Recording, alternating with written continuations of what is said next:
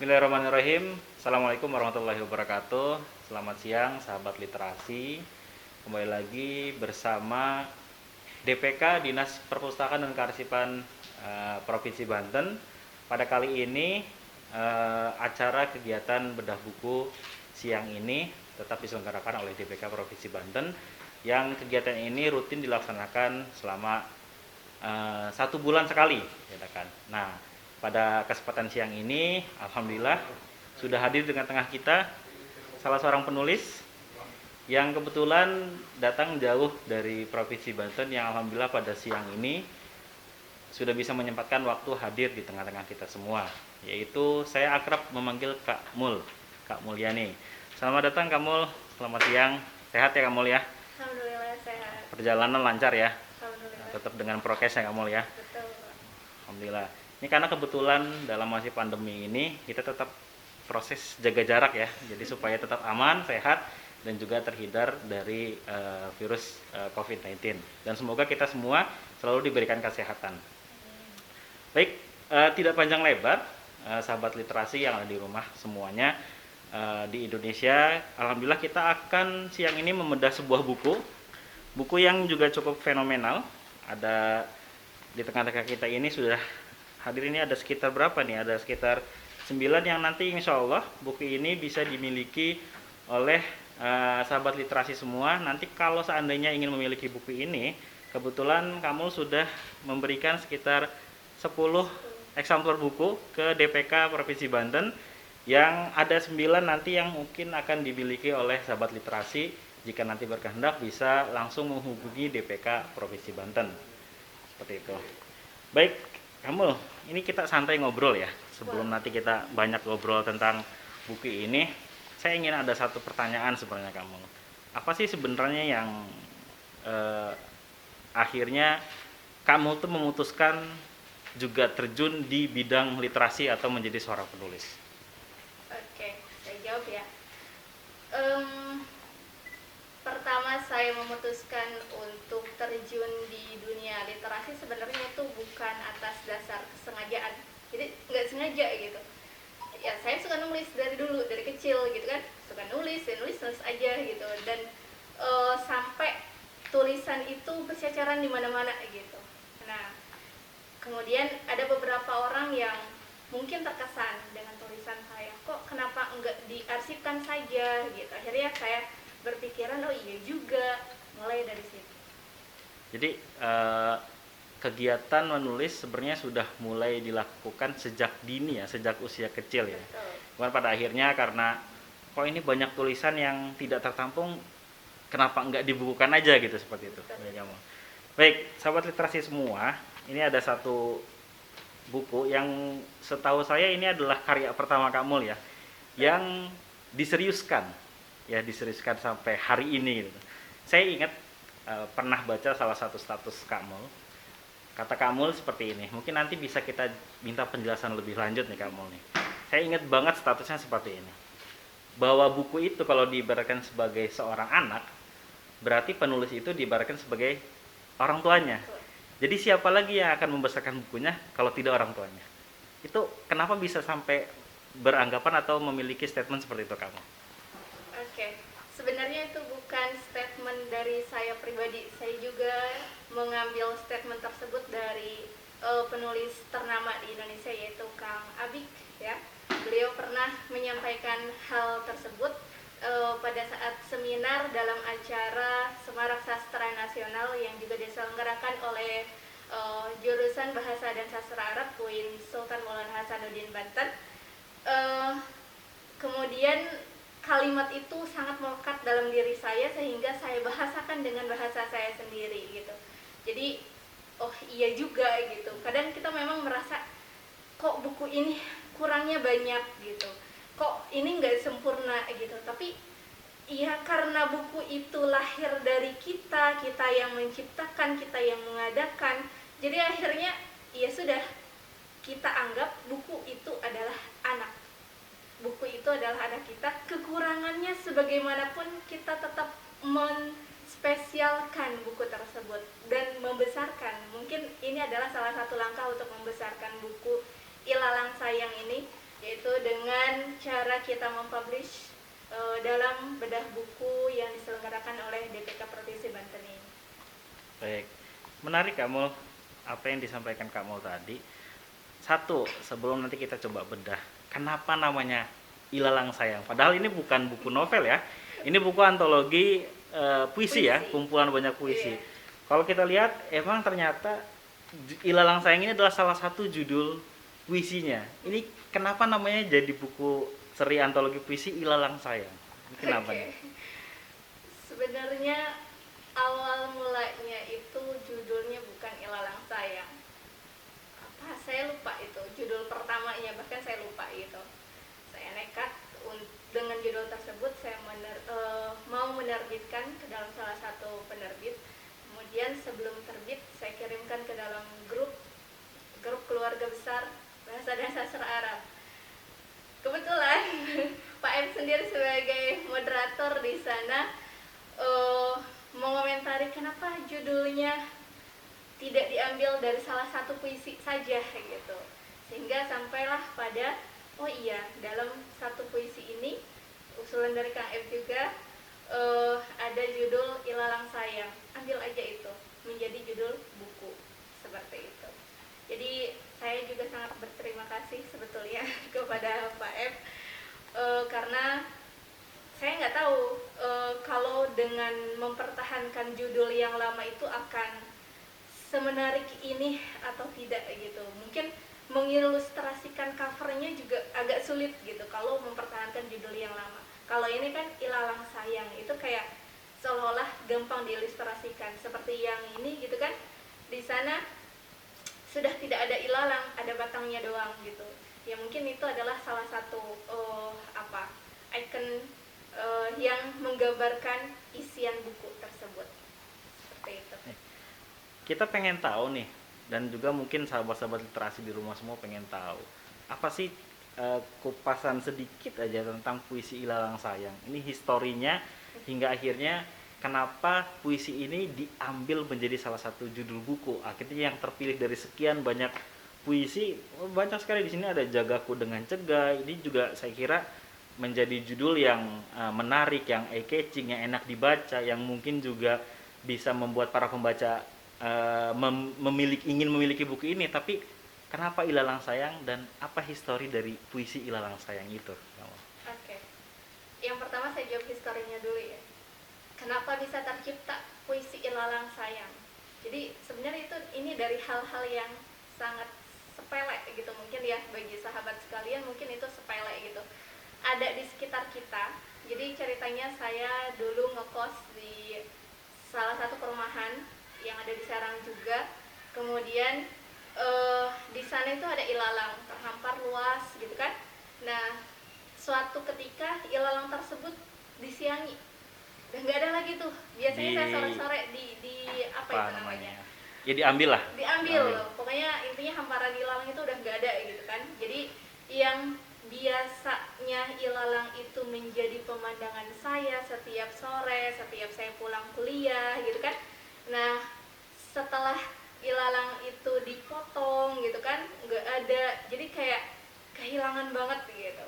Nah, kehilangan inilah yang menjadi satu mungkin bisa disebut satu tema mungkin ya, satu tema ataupun topik dalam buku puisi Ilalang Sayang ini gitu. Jadi karena memang menurut saya kalau dari pihak saya sendiri, saya merasa menuliskan puisi-puisi yang ada di dalam Ilalang Sayang ini adalah puisi-puisi tentang kehilangan.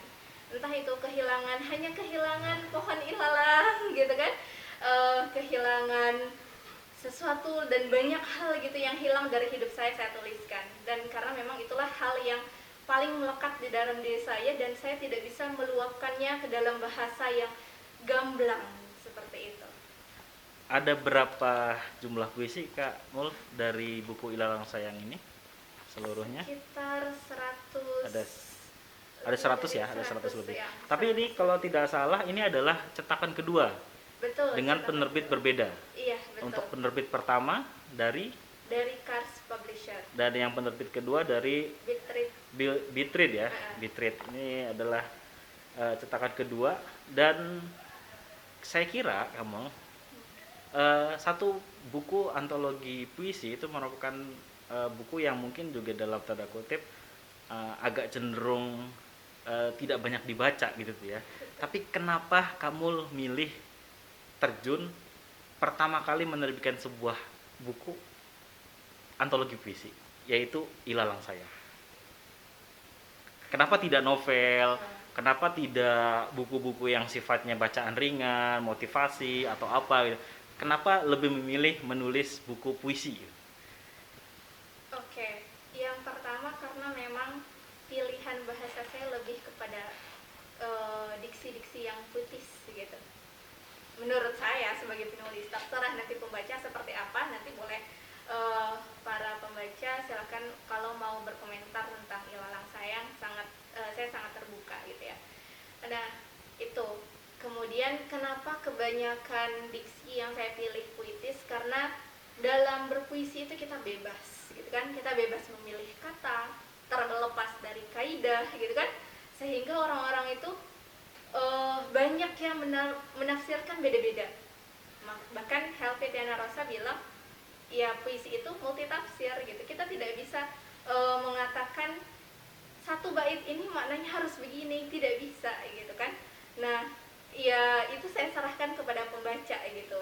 Maksud saya sebenarnya bukan itu, tapi ya silahkan ketika membaca satu bait dari salah satu puisi Ilalang Sayang itu, kemudian menafsirkannya apa gitu kan, A misal atau B atau Z bahkan gitu kan, ya saya silahkan gitu. Jadi artinya kerahasiaan saya menuangkan segala sesuatu yang saya rasakan itu tidak terbaca sepenuhnya oleh para pembaca, meskipun memang di sisi lain bahasa itu seharusnya ya bisa dimengerti oleh pembaca, tapi pengertian pembaca itu tidak sepenuhnya harus sama dengan maksud dari penulis, seperti itu. Artinya kata-kata yang dikeluarkan dalam puisi ini bukan hanya milik penulis, ya, tapi juga betul. milik pembaca yang bisa ditafsirkan. Betul. Nah, ini menarik nih sahabat literasi semua di rumah.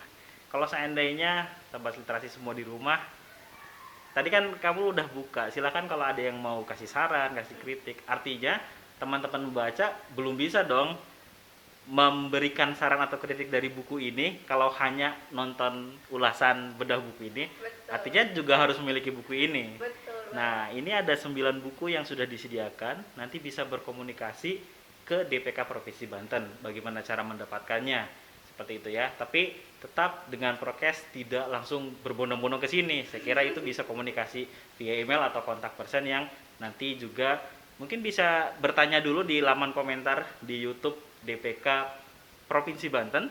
Jangan lupa juga di-subscribe juga agar keberadaan DPK Provinsi Banten dengan kegiatan berbuka ini terus semakin giat gitu ya, seperti itu, agar masyarakat juga punya budaya literasi yang baik.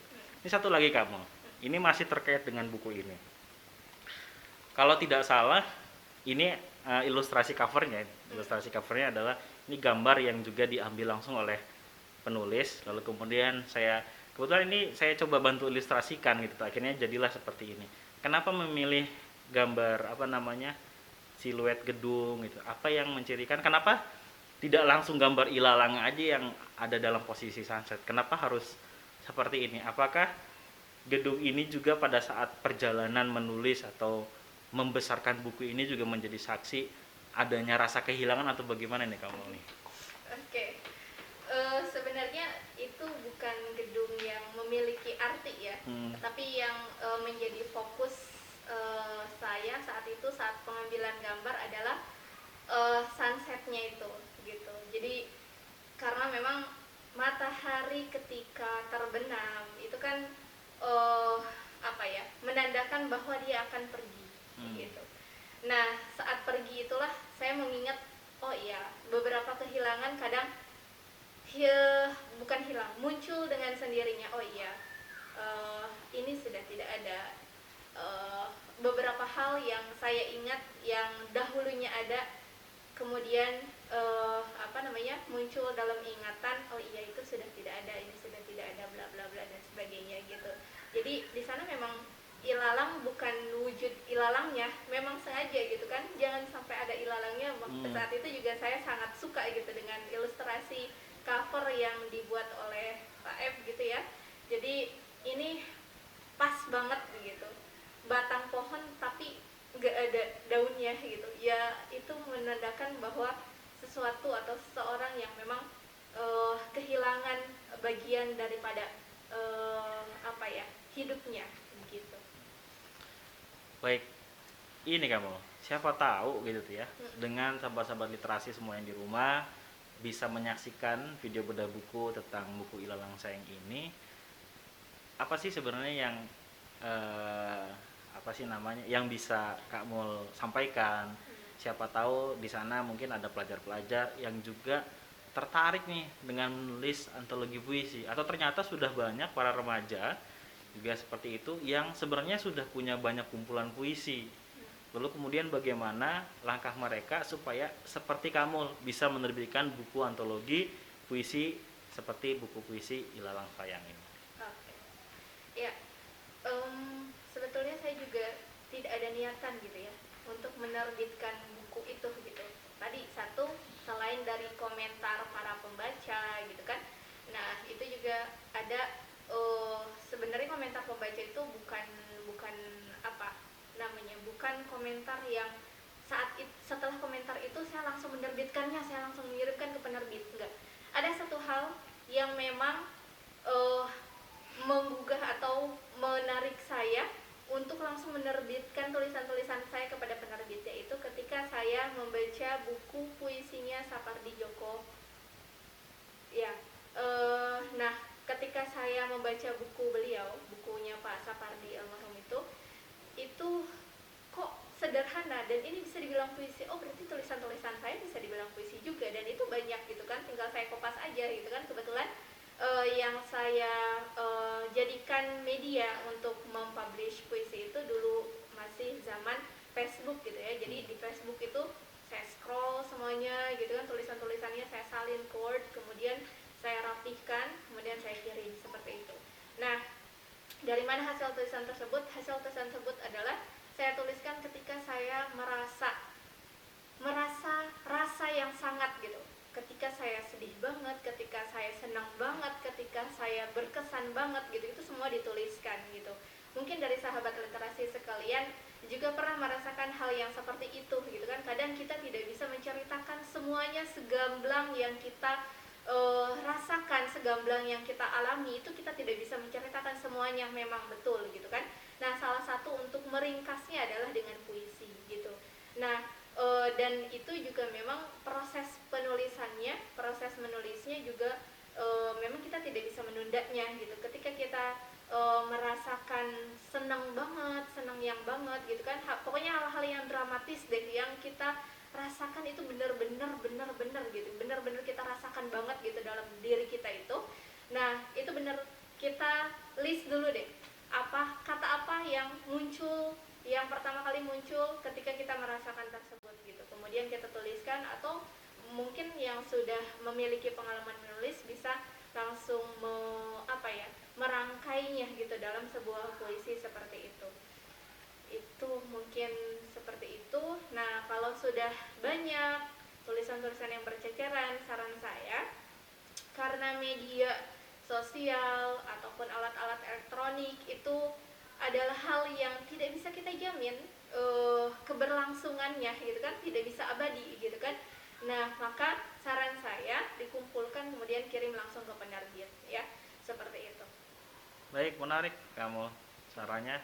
Buat sahabat literasi semua di rumah, buat teman-teman juga yang artinya senang dengan dunia literasi, senang menulis sesuatu yang tadinya hanya menulis di buku diary ya, Kamul ya, atau menulis di media sosial. Nah, bisa mengikuti jejak Kamul nih, hingga akhirnya nanti bisa menerbitkan sebuah buku yang siapa tahu kedepannya juga bisa hadir di kegiatan bedah buku yang dilaksanakan oleh DPK Provinsi Banten. Itu jadi menarik. Ya, sahabat literasi semua, siang ini adalah siang yang bagi saya pribadi adalah sejarah. Kenapa? Karena saya diminta untuk memoderatori bedah buku yang sebenarnya saya punya sumbangsih sedikit dari buku ini gitu ya. Dan saya percaya bahwa kamu dengan buku ini bisa menjadi seorang penulis yang luar biasa, yang juga nanti bisa muncul di penulis-penulis hebat di Nusantara ini, di Indonesia ini gitu tuh. Balik lagi kamu tentang apa sih namanya, selain tentang pribadi kamu sendiri lah terkait dengan sebagai seorang penulis, dan juga kalau tidak salah sekarang menjadi seorang guru ya, mengajar di salah satu lembaga pendidikan di daerah di Sukabumi gitu. Nah, apa sih sebenarnya yang ingin Kak Mul apa sih namanya lakukan dengan ya juga mengajar, ya juga menjadi seorang penulis? Adakah yang ingin Kak Mul cita-citakan dengan dua profesi ini gitu, yang sebenarnya kan sebenarnya tidak terlalu jauh. Mau tidak mau guru juga harus dekat dengan budaya literasi gitu ya. Nah, gimana itu kamu, pendapat kamu dengan menjadi seorang penulis dan juga menjadi seorang guru? Ya. Sebenarnya dua hal ini sangat berat ya kalau kita pikirkan gitu kan, guru gitu kan, kemudian penulis gitu, dua hal yang memang tadi seperti dikatakan Pak F ya tidak jauh berbeda gitu. Seorang guru juga harus dekat dengan literasi gitu kan. Nah, sejauh ini memang karya-karya yang dituliskan yang sudah diterbitkan itu kalau puisi itu memang prosesnya cukup lama, saya akui cukup lama ya. Jadi termasuk Ilalang Sayang ini ditulis dari 2009 sampai dengan 2019. Oh, artinya 10 tahun ya? Iya. Punya range yang panjang hingga akhirnya bisa terkumpul menjadi buku puisi Ilalang Sayang. Iya. Dan itu saya pilih, tidak semuanya saya ambil dari catatan-catatan tersebut. Nah, agak sulit juga ketika saya harus menulis puisi, tetapi di sisi lain kewajiban saya untuk menjadi guru juga harus terlaksanakan gitu. Nah, itu memang agak sulit gitu ya, karena secara kita bisa membedakan mungkin literasi yang dilakoni oleh seorang guru itu lebih kepada bahasa-bahasa yang ilmiah, kadang begitu.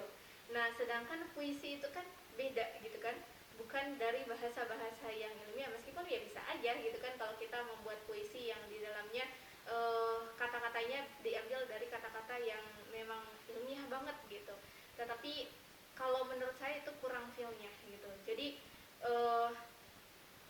tidak bisa memang disinkronkan, disejajarkan kedua profesi ini gitu. Jadi ini adalah pegangan saya. Sekalipun saya mau menulis selama menjadi guru, berarti saya menulisnya bukan puisi. Terbukti selama saya fokus gitu ya, selama saya fokus di sekolah selama 3 tahun itu tidak sampai 10 puisi yang saya tulis begitu. Bahkan di tahun 2019 hanya ada 1 saja puisi yang saya tulis begitu, karena memang harus ada yang salah satu yang dikorbankan dan difokuskan gitu.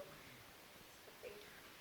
Nah, tadi kan Kak Mul sampaikan bahwa ini buku Ilalang Sayang ditulis 10 tahun ya, 2009 dan diterbitkan di 2019 oleh Bitread.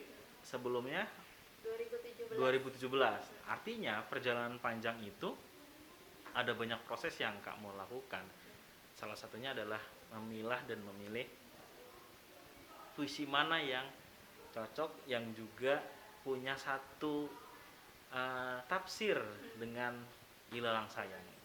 Nah, itu bagaimana proses perjalanan itu Kak mau lewati?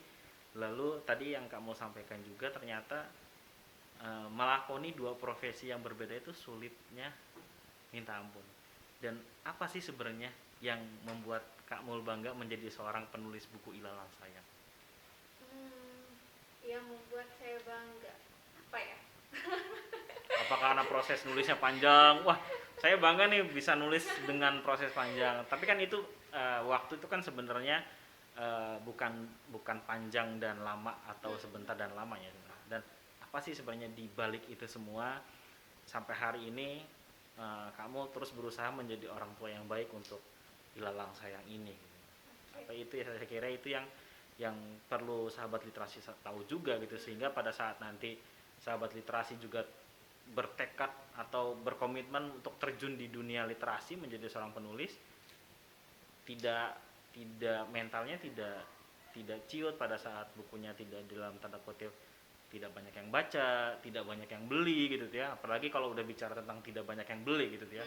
Akhirnya bagi-bagi gratis gitu ya. Nah, kenapa sampai hari ini, yang akhirnya sampai siang ini kamu berada di tengah-tengah kita semua, diundang oleh DPK Provinsi Banten dalam kegiatan bedah buku, apa sebenarnya yang kamu inginkan dengan buku ini dan bertahan untuk terus gitu? Saya kira tadi yang kamu sampaikan 3 tahun menjadi guru baru satu puisi atau tidak banyak puisi, atau karena masih pengen membesarkan ilalang sayang sampai dewasa atau sampai besar nanti, baru nanti kemudian melahirkan adiknya gitu seperti itu, atau bagaimana kamu? Oke, ya. Yang membuat saya apa ya, terus gitu ya, membesarkan atau menggembor-gemborkan, kok nggak ada bosan-bosannya sih, ilalang sayang mulu gitu kan. Sebenarnya di sana satu, saya merasa berhasil mendokumentasikan. Itu tujuan utama saya kan, mendokumentasikan tadi, karena ya tadi media ataupun alat elektronik ya tidak apa ya, tidak tidak bisa kita jamin gitu ya, tidak bisa kita jamin keberlangsungannya secara lama gitu kan, tidak bisa tahan lama gitu kan, tidak bisa kita jamin gitu kan. Facebook, Twitter, Instagram gitu kan bisa jadi hack sama orang, terus kita nggak bisa akses ke sana lagi, gimana gitu kan. Nah kemudian HP, laptop gitu kan, itu rentan hancur gitu kan, rentan rusak seperti itu. Nah itu yang pertama. Kemudian yang berikutnya adalah saya sudah meninggalkan jejak saya, seperti yang sering kita dengar mungkin ya, Pramudia Anantatur pernah mengatakan bahwa kalau kita mau abadi, atau kalimatnya adalah menulis adalah pekerjaan keabadian gitu. Jadi ketika kita sudah menulis berarti kita sudah meninggalkan jejak kita. Jadi bisa aja gitu kan kita menulisnya ya ini seperti ini, menulisnya 2009, menerbitkannya 2019, tapi ternyata ya mungkin ini tidak ada artinya apa-apa sekarang gitu, tetapi kita tidak tahu setelah mungkin saya tiada, atau setelah mungkin 10-20 tahun ke depan mungkin ini akan menjadi suatu hal yang begitu berguna gitu, begitu bermanfaat, atau dicari oleh anak-anak sastra, atau oleh orang-orang yang memerlukannya gitu, atau oleh orang-orang yang mungkin hanya merasa bahwa isinya itu kok gue banget gitu ya, seperti itu. Kemudian itu yang kedua. Yang ketiganya, Terelia juga pernah mengatakan kalau mau menjadi penulis besar maka mulai dari sekarang, karena bibit dari pohon yang besar itu tidak akan menjadi besar kecuali jika kita mulai menanamnya, mulai memupuk bibitnya dari sekarang, seperti itu. Jadi harapan saya ini adalah awal mula, atau ini adalah cara saya untuk memupuk, cara saya menanam bibit gitu, sehingga harapan saya ini akan menjadi besar gitu. Sebenarnya bukan hanya puisi gitu ya yang saya tulis gitu, ada novel juga, ada novelet juga, artikel juga pernah ditayangkan di Kabar Banten, di Radar Banten gitu. Tetapi entah kenapa saya lebih menjiwai untuk puisi ini, untuk gitu. menulis puisi ya, dibanding genre-genre yang lain, hingga Iya, akhirnya betul. buku yang pertama terbit ya tentang antologi puisi juga kan. Betul. Baik sahabat literasi dimanapun teman-teman berada di Indonesia ini, mungkin nanti kita bisa minta nih Kak Mul bacakan 1 atau 2 puisi yang ada di sini. Tapi sebelum itu semua, sekali lagi acara ini atau acara bedah buku siang ini diselenggarakan oleh DPK Provinsi Banten yang dilaksanakan 1 bulan sekali. Baik sahabat literasi semua, jika ada ingin bertanya nanti ke penulis Kak Mul tentang ilalang sayang, sekaligus juga ingin bertanya bagaimana cara mendapatkan buku ini, kalau di subscribe, di like, di share, dan di komen. Seperti itu ya. Baik, kamu boleh dong kita mendengar aja ada berapa puisi gitu. Kayaknya agak tidak tidak sah gitu ya seorang penulis puisi tapi juga tidak bisa atau tidak membacakan puisinya gitu kan. Banyak ya kayak Topik Ismail, dia banyak menulis puisi, lalu kemudian dia juga sebagai seorang pembaca puisi yang dengan gayanya luar biasa, dan beberapa penulis puisi yang lainnya. Boleh dong 1 atau 2 puisi kita dengarkan Kak Mul untuk baca gitu tuh ya. Atau mungkin dibaca puisi Ilalang Sayangnya gitu tuh. Boleh. Supaya bisa meresapi nih ya sahabat literasi semua ya gitu tuh. Saya pilih dulu ya. Baik. Kira-kira kalau Ilalang Sayang, coba kita lihat di halaman 55. Judulnya Ilalang Sayang. Ilalang sayang. Ilalangku sayang. Ilalangku hilang. Sayang, kau tumbang. Sayang, kau ditebang. Selayang pandang, selayang ladang. Petang datang tanpa ilalang ku pandang. 29 Oktober 2013. Wah, luar biasa. Ini getar banget nih. Rasanya mungkin sahabat literasi semua di rumah juga ikut menggetar ya. Jadi belum ngeresapi maknanya aja. Nih kamu lihat dengan cara intonasi kamu baca tadi, benar yang tadi kamu bilang bahwa Ilalang Sayang ini kayaknya hampir menjadikan tentang kehilangan gitu. Sesuatu yang biasa kita nikmati, sesuatu yang biasa kita temui, sesuatu yang atau seseorang atau sesuatu atau apapun, kondisi apapun yang biasa kita sesehari atau sesekali kita temui. Bahkan tadi kamu cerita hampir setiap sore sepulang kuliah itu menikmati suasana itu, tapi kemudian hilang. Wah, ini geter banget ini, beneran kamu. Sekali lagi kita bikin plus ya, kita kasih plus buat kamu. Mungkin tidak panjang lebar nih kamu ya untuk kegiatan hari ini, tapi sekali lagi saya ucapkan terima kasih nih kamu udah bisa mengisi kegiatan yang diselenggarakan oleh DPK tentang bedah buku dan bisa hadir di tengah-tengah kita semua gitu untuk bedah buku Ilalang Sayang. Harapannya dengan kegiatan ini, atau mungkin ada closing statement dari kamu terutama untuk sahabat literasi semua di rumah, atau mungkin harapannya dengan keberadaan Dinas Perpustakaan dan Kearsipan di Provinsi Banten ini, sekalipun dalam kondisi pandemi yang pada akhirnya mau tidak mau untuk menjaga kondisi tetap baik, sehat semua masyarakat, apa harapannya dan closing statement untuk kegiatan ini? Silakan kamu. Ya, terima kasih juga Pak F sudah memoderatori acara ini gitu ya. Harapan saya untuk sahabat literasi, jangan terhambat oleh suatu apapun, karena jika niat kita sudah kuat, maka tidak ada alasan yang akan dijadikan hambatan. Itu saja. Itu kalimat tersebut berlaku untuk berbagai hal gitu kan. Ketika kita punya niat untuk membaca, ya jangan jadikan alasan, oh perpusnya tutup gitu.